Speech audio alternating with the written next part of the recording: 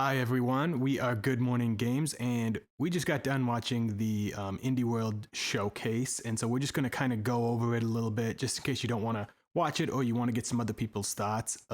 First off, just to get it out of the way, there was no sports story, there was no Hollow Knight Silk Song, there was no even Axiom Verge 2, which is supposed to be releasing this month or next, and then there was no. The only other two things I want from indies are Bear and Breakfast and Eastward. None of those were in here, so I'm a little disappointed, but we're going to go over what there was. So, first off, there was Road 96, which is a procedural, kind of like a story driven game. It sounds like there's a lot of different paths you can take. It's more of a narrative based, but there is like shooting elements that look like there was some shooter elements. And it seemed like it was about going on a road trip. It seems like maybe you're running away from something. But then there's just a ton of different choices, and you can change the story based on your choices. So I thought that looked all right. I thought it looked cool. Yeah, it's like a original idea for a game for sure. Like some of the actions that popped up on the screen, it was like you could hitchhike, and then all of a sudden you're in like a semi truck with like this scary trucker looking guy, and there's some shots of you in the back of a semi, like shooting some kind of gun out of the back door at another car. It looks exciting and like a fun adventure, very cool indie type game. And that one's coming out later this year. But yeah, could be a fun one. Next, they went into Aerial Knight's Never Yield. This immediately kind of made me think of that Spider-Man movie, Enter the Spider-Verse, that came out a couple years ago. Like the way the character moves and like jumps around and everything. The guy like literally jumps off buildings, looking like Spider-Man. Takes place in a Neo-style Detroit, with really like flashy and colorful graphics. It's like a free running game. Looks like a lot of fun. Mm-hmm. Yeah, and that comes out May 19th, and there is a demo out today. Oh yeah, I gotta get that demo. Yep. So then next was kind of a two-parter.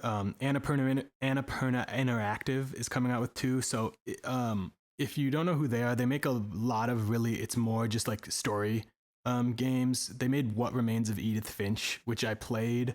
It was really actually really cool game. It's like there's not that much gameplay, but and I'm usually not into games like that where it's completely story, but it was really cool, and it was only probably maybe five hours or so. So it was a cool thing. But yeah, so they have two coming out. One called Last Stop and one called Hindsight.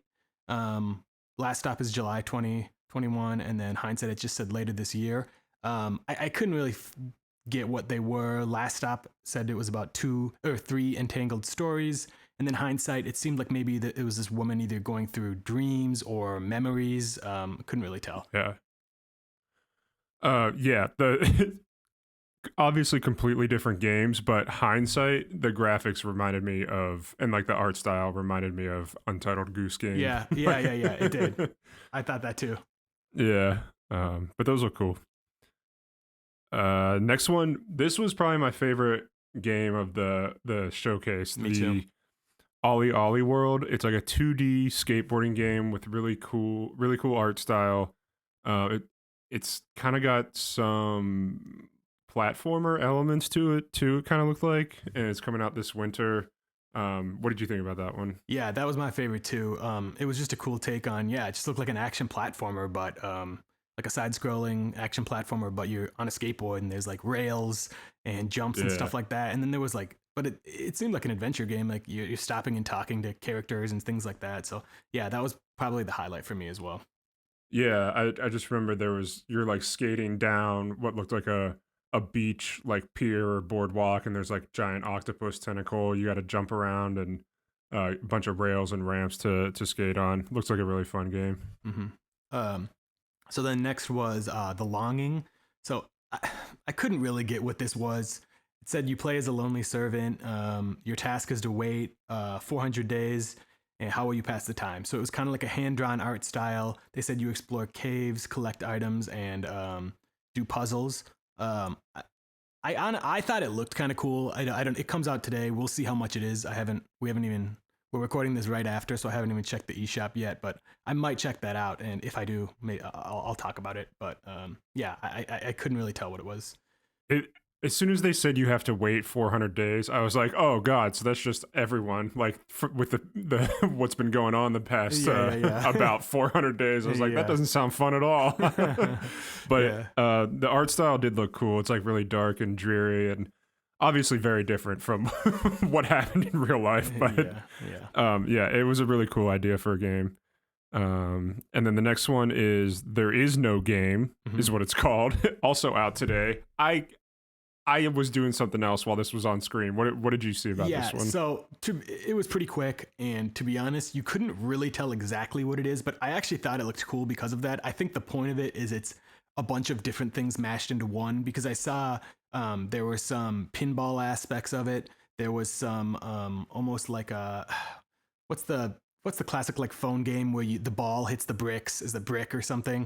It looked like Breakout? yeah, yeah, yeah. It looked like it had elements of that. And then I saw some just like it looked like more action where you were like fighting a boss. So I think it's like a bunch of things mashed into one. And that comes out today too. I thought actually that looked pretty cool too. That was probably the another one I'm interested in checking out. Nice. And then the next one they did.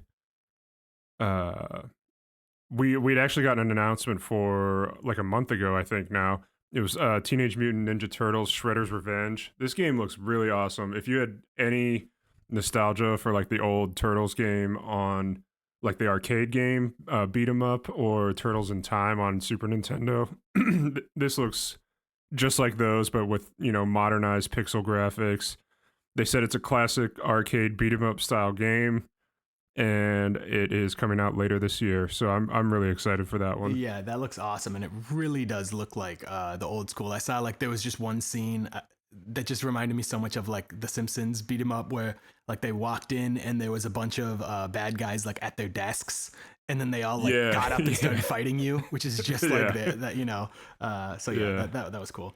Um, then there was Chris Tales, which this is a JRPG, and there has been a demo for this game on the eShop for so long. I think I played the demo 6 months ago, um, and it was cool. I mean, it was a JRPG. I didn't think anything was amazing with it, but Hmm. yeah, there's been a demo out for like 6 months. So if you want to check that out, go for it. It comes out July 20th. I saw something about this one that looked kind of unique. Was you can time travel during combat, so it's Mm-hmm. like turn-based combat, and you could stop time, and you could travel back in time, and then your enemy becomes younger Yeah, and yeah, easier to defeat. That's pretty wild. I hadn't yeah, seen anything like that before. Very JRPG yeah, type element for that. yeah. And then the next one was Getsu. What is this called? I can't even read my own handwriting. Getsu Fumaden Undying Moon. Getsu Fumaden Undying Moon. It's a hack and slash roguelike. This one had some pretty cool art style going on. It looks like a lot of fun, like high action type of game, Mm-hmm. and it comes out Next next year. year. Yeah. Yeah, next year. It looked pretty cool. It looked really dark. There was a lot, it showed a lot of bosses. So yeah, I thought Hmm. that was cool. Um, then there was Aztec Forgotten Gods. So this looked like a 3D action game. The kind of tagline was "Bring the gods to their knees." Um, Yeah. so the thing with this, like, and this is what I was just thinking as I was watching it, is this is one of those games to me that like it seems like it could be cool if it wasn't an indie game with an indie budget, you know? Like I've seen a Yes. lot of games like this where it's like they're trying to make this huge, open, like big game, but then you know it's gonna be like framey and like Yeah. cheap It's gonna be here and there. limited. So yeah, Yeah. it sounds like it's probably a cool idea. It looked like it had like the creator had a big vision. It's just I'm always kind of hesitant about those, but we'll see. That comes out in fall, so we'll see. Maybe it'll look better as it gets closer. It's a really cool idea. I think their tagline was like Aztec mythology with futuristic technology. Mm-hmm. It's a really cool mashup. But yeah, I agree. It does look like it might be limited by its budget for like what they wanted to accomplish with that Yeah. game, but who knows? Maybe we'll be proven wrong. Yeah. Last one, this one really caught my attention. It's called Skull the Hero Slayer. It's a roguelite action game. I thought the music immediately was like, oh, this is great. This is just like great video game music. It's a really high action 2D roguelite. And to progress through this game, you have to swap your head, which in turn swaps abilities. And they said there's over 90 different, like, they said it's 90 different characters you can play as, but the characters are the different heads you wear, which give you different abilities. I thought the graphics looked really cool. Nice, clean, modern pixel art. Kind of looked like Shovel Knight. Um, and that comes out this summer. But that looked like a lot of fun. Yep. And then there was like a bunch of different what do you call it, like a reel of games coming out. So I just kind of wrote down the names and what they were. Art of Rally was like a vehicle based game. Kiwi, I believe, seemed like a puzzle game. Labyrinth City adventure. Weaving Tides looked like you were flying, and it seemed like maybe it was like a shooter based while you're flying. Kind of like Panzer Dragoonish. Then there was a House of the Dead remake. Yeah, what? Yeah, that was random and came out of nowhere. That deserved more of a spotlight, Yeah. I feel like, than a montage drop. Yeah. Ender Lilies it looked like an action adventure.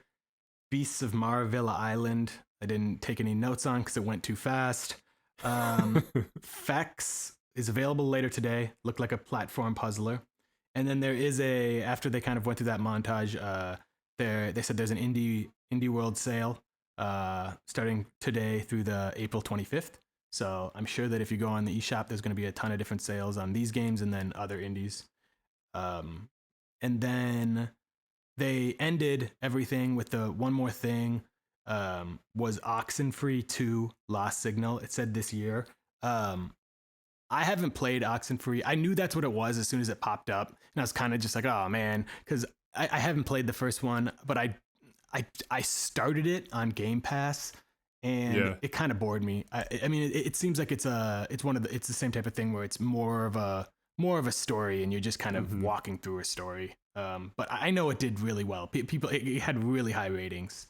Yeah, some people love that game. It's got a lot of fans, and I'm happy for them to get a sequel to it. It looks cool. Yeah. Like it's like the tone of it and everything looks awesome. It's just, yeah, I didn't play the first one.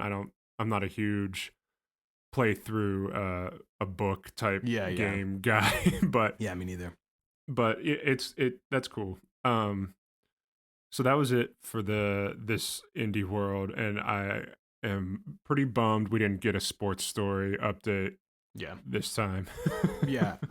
Like I said at the beginning, the three I wanted the most were Sports Story, Hollow Knight, Silksong, which I think at this point I wasn't really expecting Silksong because I think that that's big enough now that it'll be in an actual, like maybe like the E3 presentation. It's so big now. I don't expect it to be with the indies. And then Axiom Verge 2, I thought it was supposed to come out in April, so I don't know, maybe not. I just remember the last thing that they said was, I thought April or spring, I think is what they said, and that was just like a couple months ago. So I was really thinking that was going to be shadow dropped. So yeah, none of those big three. Like I mentioned, I also, if you don't remember the game Eastward, check that out on YouTube. That's made by Chucklefish, who has done like Wargroove, and I think they had some involvement in Stardew Valley. But yeah, it's a game called Eastward, and it has amazing music in the trailer, and it's like an adventure game. So I don't know what's going on with that either. That was shown like a year ago, and so I'm waiting on that. But yeah, same with you. Overall, I was pretty disappointed, only just because, they do that. It seems like they've done this a lot, where they kind of like, everyone's hyped for specific games, and they know they know there's like 4 or 5 games everyone wants, and then they just don't have it. So I don't know. Yeah, it was a little underwhelming. I mean, as somebody who just turned 33 years old and played House of the Dead in arcades when I was much younger, like seeing that the House of the Dead remake just dropped into the montage reel, I was like, wait, did I miss something? Like, was this announced earlier and I just forgot about it, and now they're just like reminding us? But no, that was the announcement for that game. I had no idea that existed. Would have loved to hear more about that. I don't even know when it comes out, but That was a cool thing. Skull, the Hero Slayer, like I said, looks fun. The skateboarding game, Ollie Ollie World, looks like a lot of fun.